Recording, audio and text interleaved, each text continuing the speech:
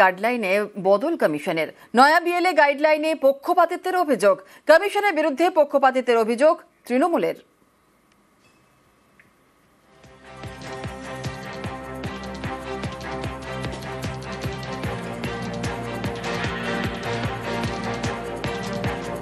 দু 2023-এর বিএলএ গাইডলাইনে বদল কমিশনের।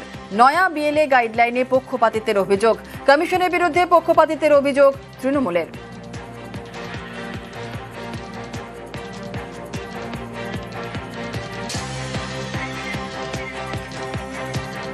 বিএলএদের সংশ্লিষ্ট বুথের ভোটার হওয়া বাধ্যতামূলক ছিল, আর 2023-এর নিয়মে বদল আনল নির্বাচন কমিশন। এবার থেকে সংশ্লিষ্ট বিধানসভার ভোটার হলেই বিএলএ।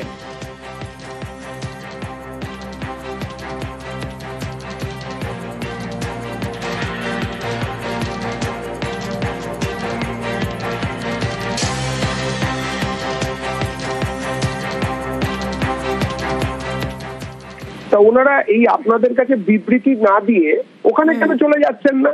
এত অন্যায় হচ্ছে, ভয়ঙ্কর খেলা খেলছে শুনলাম, তো গলা কাঁপিয়ে কাঁপিয়ে বললেন।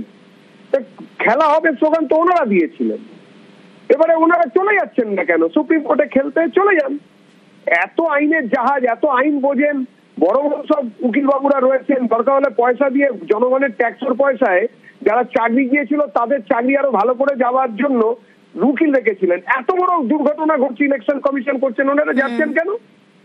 কেন যাচ্ছেন না? চলে যেতে বলুন। বিজেপি এবং বিরোধীদের সুবিধা করে দিতে ভয়ঙ্কর খেলা খেলছে জাতীয় নির্বাচন কমিশন।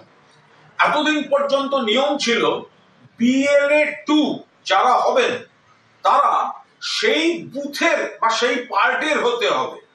এখন নির্বাচন কমিশন বলছে যে বিএলএ 2 যদি কোনো পার্টে না পাওয়া যায় অন্য জায়গা থেকে বিএলএ 2 আনা যাবে। এর মানে কি?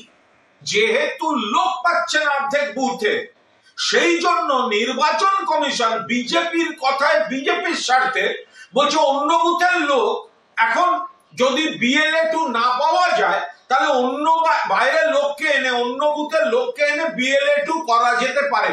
তৃণমূল কংগ্রেসের তীব্র বিরোধিতা করছে।